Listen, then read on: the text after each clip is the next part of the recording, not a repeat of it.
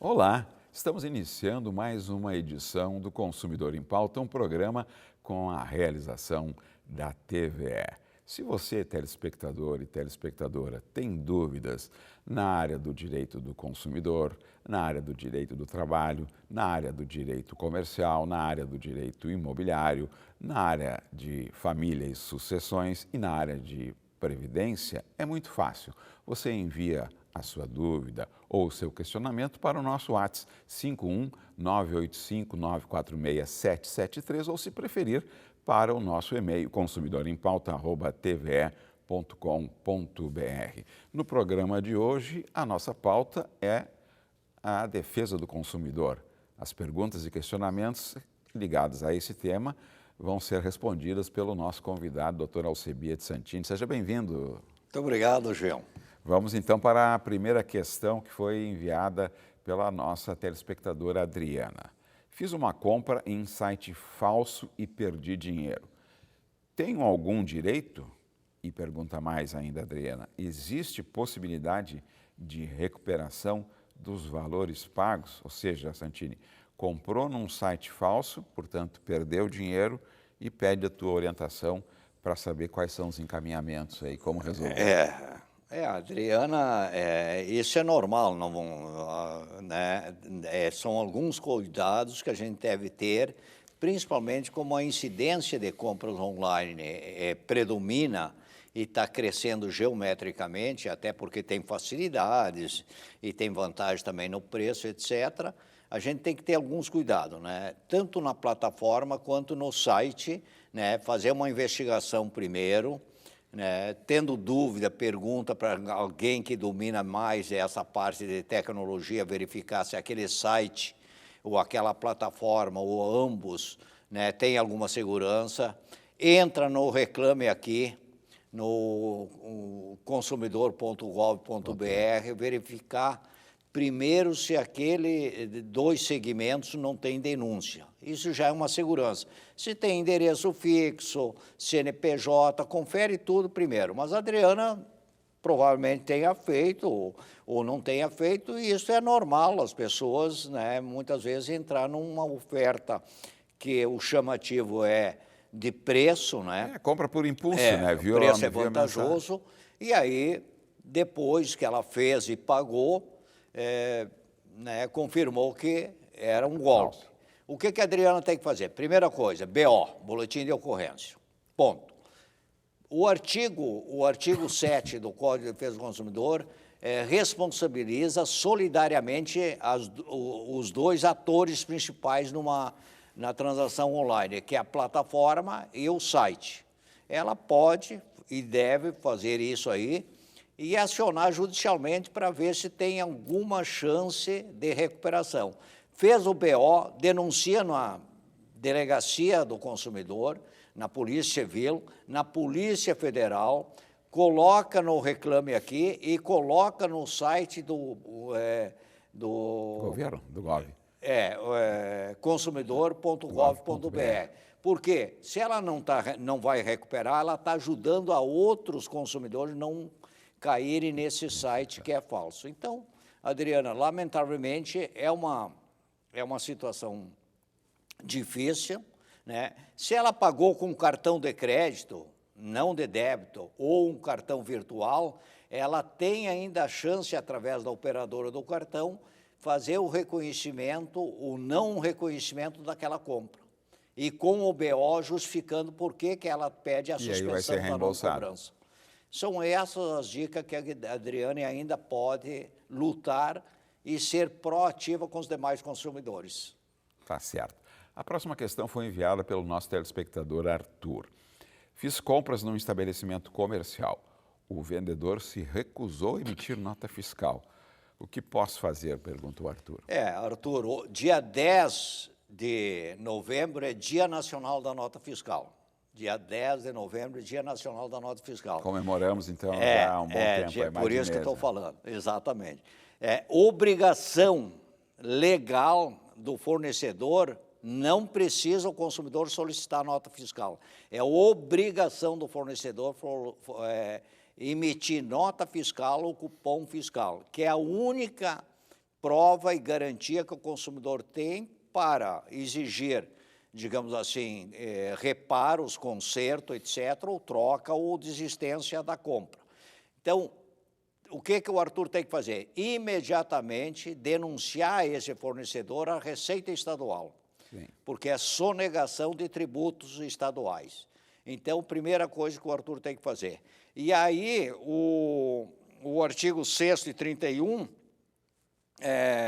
do Código de Defesa do Consumidor, a nota fiscal faz parte da informação e da transparência dessa relação de consumo.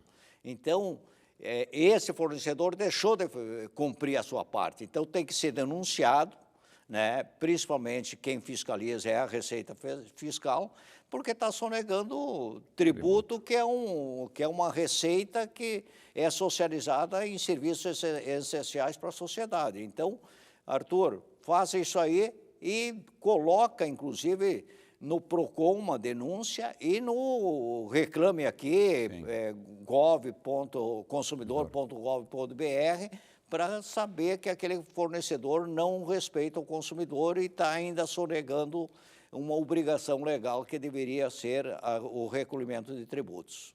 O nosso telespectador Jorge enviou a seguinte questão. Levei o carro para conserto na oficina. Quando retirei, voltou com outro defeito. O que fazer? Bom, ele levou um carro e o carro provavelmente foi consertado no defeito que apresentado, mas adicionou um novo problema ao carro. Então, isso é responsabilidade objetiva desse fornecedor. Esse consumidor tem que provar que esse novo problema foi decorrente da oficina, né, do estabelecimento que foi levado o carro para consertar um determinado problema, resolvido esse problema, entrega o carro com um novo problema. Então, devolve, né, pede o reparo, primeiro constrói uma solução, pede o reparo, não tendo o reparo, e ele tendo prova, se não tem prova, ele pode contratar um expert em mecânica e fazer um laudo e provar que aquele problema foi decorrente da oficina a qual o carro estava à disposição para conserto do problema A. Sim. E aí surge o problema B. E, a partir daí, ele denuncia nos órgãos de defesa do consumidor e pode solicitar também, possivelmente, se ele procurar o Poder Judiciário, o Juizado Especial, pode denunciar também por dano moral, porque frustrou a expectativa, não resolveu o problema A, mas apresentou um problema B, mas tem que provar. Antes de encaminharmos a próxima questão para o Santini, a questão do telespectador Marcos, eu lembro a todos vocês que é muito fácil você assistir o programa de hoje, os programas anteriores que trataram dos temas que eu citei na abertura do programa, indo no YouTube, no canal da TVE, no Consumidor em Pauta, você vai encontrar todos os programas e poderá assisti-los no momento mais adequado, com tranquilidade, pode parar, pode voltar, enfim. Fica a dica aí para você conferir também lá no YouTube, no canal da TVE. Portanto, o Marcos Santini enviou o seguinte questionamento, que na verdade é um relato e pede uma orientação. Fui fazer compras num estabelecimento e tive péssimo atendimento e fui tratado com um descaso por um funcionário. Ele quer saber se pode reclamar. Bom, o Marcos tem todo o direito, qualquer... Primeiro, eu sempre digo, quando o preposto do dono do estabelecimento comercial, que é o colaborador, não é bem treinado, muitas vezes a culpa é do estabelecimento comercial, mas não é muitas vezes do vendedor. Por quê? Porque o dono do negócio não preparou ele de forma efetiva para atender dignamente e respeitosamente o consumidor. No artigo 6º do Código do Consumidor, diz exatamente isto. O consumidor deve ser tratado dignamente e respeitosamente. O que o Marcos tem que fazer? Ele tem que ter prova desse tratamento desrespeitoso e tratamento, digamos, com desprezo. Se ele tem prova disso, faça um boletim de ocorrência e entra, inclusive, com uma ação por dano moral. E denuncia esse estabelecimento. Primeiro, conversa com o gerente, para ver se o gerente tem bom senso, e prepara a ponta desse estabelecimento, que são os colaboradores, para tratar as pessoas dignamente e respeitosamente. Diz que, normalmente, os colaboradores são espelho do dono do negócio. Então, se o dono do negócio não preparou bem, ele vai ter que pagar por isso. E denuncia. O Marcos tem que fazer um BO, denunciar nos órgãos de defesa do consumidor e examinar a proposta de pedir dano moral por esse desrespeito e não dignidade que ele teve dentro dessa relação de consumo. Aliás, se dizia até um tempo passado, Santini, que ele também, além do que tu disseste, que ele exerça a democracia das pernas, né? Ou seja, não compre mais no estabelecimento onde ele foi mal atendido. Talvez essa palavra, esse dito, tenha que se adequar, né? Porque a democracia das pernas é a democracia digital, né? Porque hoje as compras também estão muito verdade, na plataforma digital. A próxima questão é do nosso telespectador Pedro Luiz, que eu acho que daria quase um seminário aqui. Aliás, o Fórum Latino-Americano já fez sobre isso, né? E ele pergunta: o que é considerado superendividamento do consumidor? Aliás, nós estamos vivendo hoje o dado último oficial que quase 80% da população consumidora do Brasil está nessa categoria de superendividamento, ou endividada, não chega a ser superendividamento. O superendividamento é quando o consumidor de boa-fé não consegue pagar suas contas. Que tipo de conta? Todos os tipos de contas, né? Não consegue pagar suas contas e aí compromete faturas, cartões, etc, etc. Esse é o superendividamento. O que ele tem que fazer? Bom, aí em 2021, a professora Cláudia Lima Marques, inclusive, coordenou essa comissão no Senado, criaram a lei 14.181 de 2021, né, aonde enquadra o superendividamento uma responsabilidade objetiva do fornecedor também. Principalmente oferta de dinheiro fácil. Não precisa consulta de SPC e Serasa. Aí esse fornecedor da instituição financeira, qualquer tipo de instituição financeira, se ele não fizer uma análise do perfil adequado do consumidor, se ele tem capacidade ou não de pagar o empréstimo, ele pode ser anulado e perdoado desse empréstimo por falta de uma análise criteriosa por parte do fornecedor. Então, o superendividamento é quando o consumidor, de boa fé, não consegue pagar todas as suas compras. Por quê? O princípio da dignidade da pessoa humana tem que, pelo menos, permitir alimentação, habitação, educação, segurança e transporte. Correto. Consumidor em Pauta vai para um breve intervalo e já voltamos tratando da questão da defesa do consumidor, dos direitos do consumidor, com o Dr. Alcebia de Santini. Nos aguarde, até já!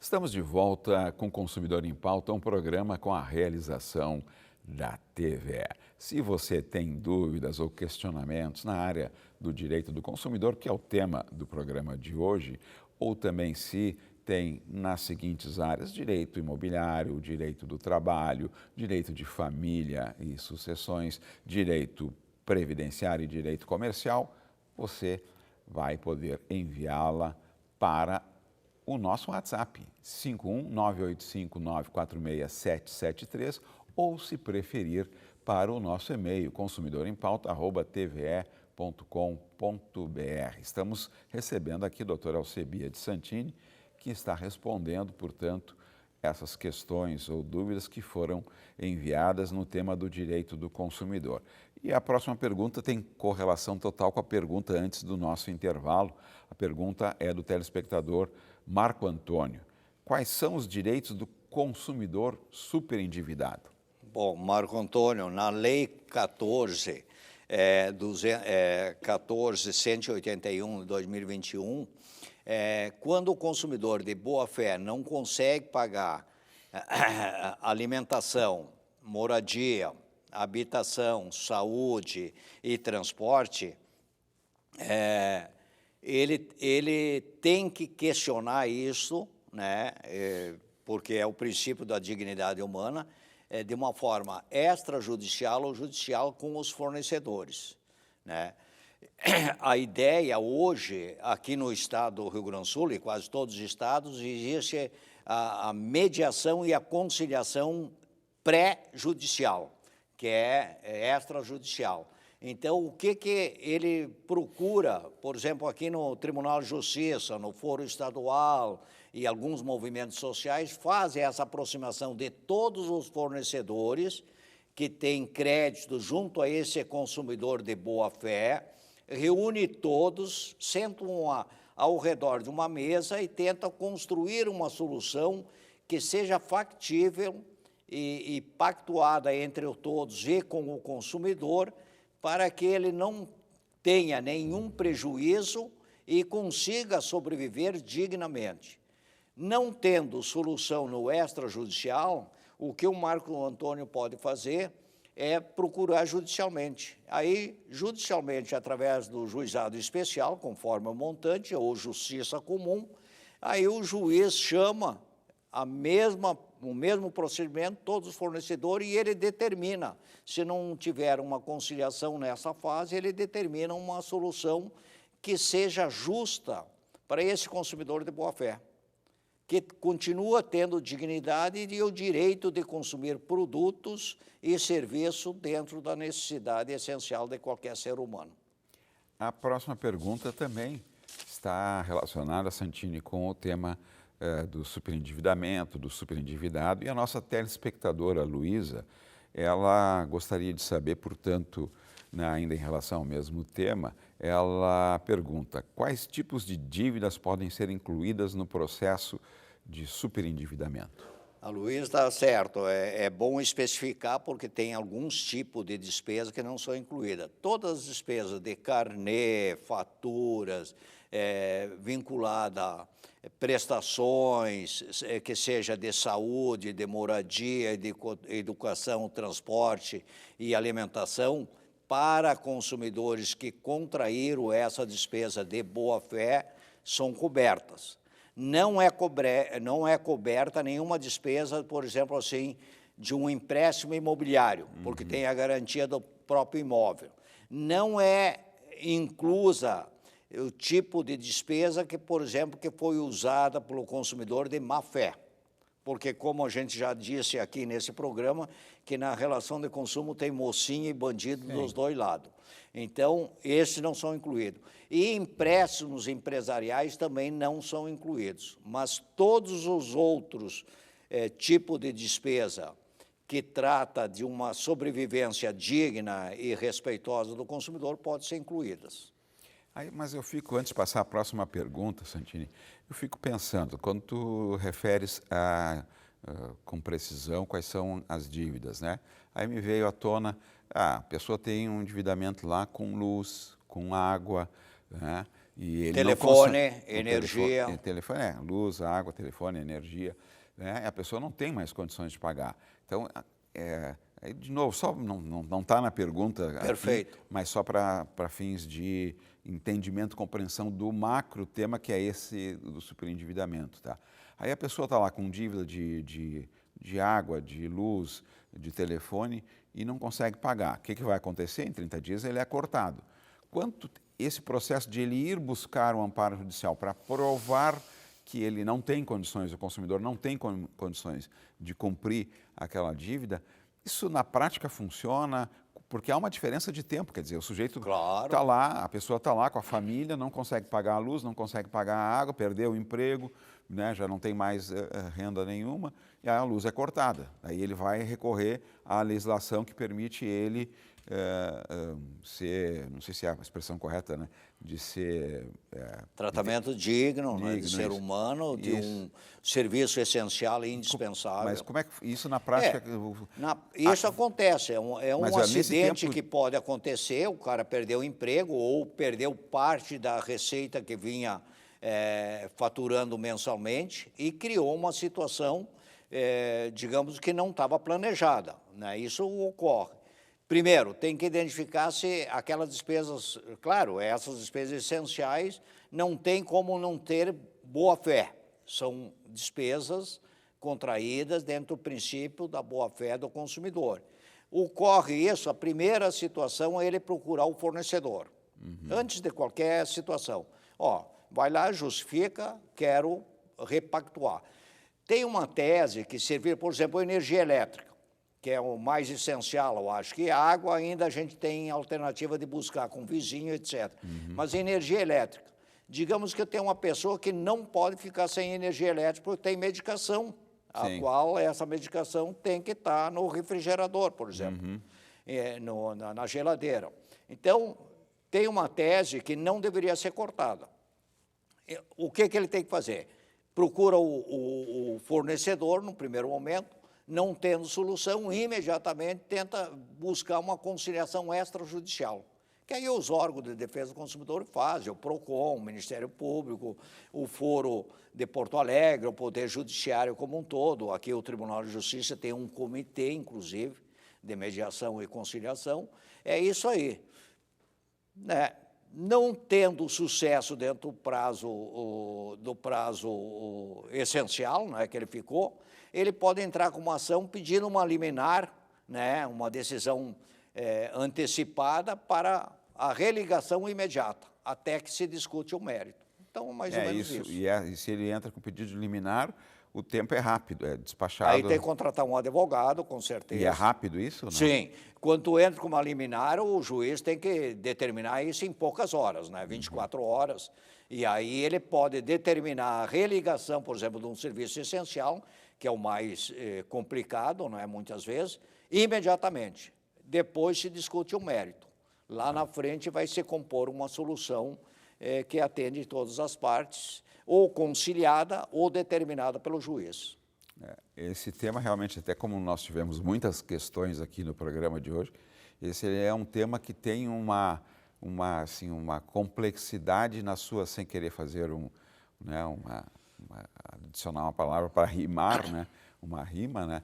Tem uma complexidade na sua aplicabilidade. É verdade. Porque a velha equação tempo e movimento, né? Entre a necessidade do consumidor e se concretizar, mas certamente voltaremos a tratar. Eu, a semana passada, fiz uma mediação de uma ligação de energia elétrica, a gente trabalha na mediação, claro, com o canal certo, e a pessoa esqueceu de pagar a conta, né, foi cortada, teve aviso, tudo, etc., foi cortada. Menos de 24 horas, mas isso para quem tem o canal direto. Senão, realmente... O canal comum é 4, 5 dias. Até porque hoje o próprio atendimento dessas empresas, ele é robotizado, né? Você liga para o serviço, diz que 2, diz que 3, mas é tema para, certamente, próximos encontros com você, Santini. A próxima questão é da nossa telespectadora Andréia. A Company, mais um da série, já vi esse filme, né, Santini? E aí você conhece tão bem, né? Também nesse caso aqui, como protagonista de soluções. A nossa telespectadora Andréia traz o relato, como já disse, né? Já vimos esse filme. A companhia aérea cancelou meu voo e não ofereceu alternativas. O que posso exigir? Pergunta a Andréia. Bom, a Andréia está amparada pelo Código de Defesa do Consumidor, que é o artigo 6º do CDC, reparo dos danos e prestação adequada do serviço é de responsabilidade objetiva do fornecedor. E aí tu tem a resolução 400 de 2016 da ANAC, que também estabelece algumas condições. Cancelou e não apresentou soluções, o que a Andréia tem? Reembolso integral da passagem, ou remarcação num próximo voo sem nenhum acréscimo à consumidora. E aí ela pode remarcar, e se a companhia não deu nenhuma opção de escolha, deixou a Andréia a decidir sozinha, ela fotografa, isso que é importante, fotografa o painel do cancelamento, faz um registro na companhia, né? Faz uma reclamação na companhia, e se tiver a ANAC dentro do aeroporto, faça essa mesma reclamação na ANAC e entra com uma ação, digamos que ela não tenha solução administrativa, ela pode entrar com uma ação contra a companhia por dano material, porque não apresentou solução de continuidade do transporte, e dano moral, porque frustrou, inclusive se ela estava marcado um voo para fazer negócio, ela pode, inclusive, exigir ressarcimento de receita perdida em função da não reunião. Então, ela tem aí uma opção de continuidade. E aí nós temos, dentro do cenário aqui do Rio Grande do Sul, e junto com o Fórum, a Associação Nacional de Defesa dos Consumidores em Transporte Aéreo. Passou de 4 horas e a companhia não dá nenhuma alternativa, né, de acomodação, alojamento, traslado, etc., etc., entra com uma ação judicial. Doutora Alcebia de Santini, muito obrigado pelas suas contribuições e orientações aos nossos telespectadores e telespectadoras. Consumidor em Pauta fica por aqui. Aguardamos você na próxima edição. Até lá!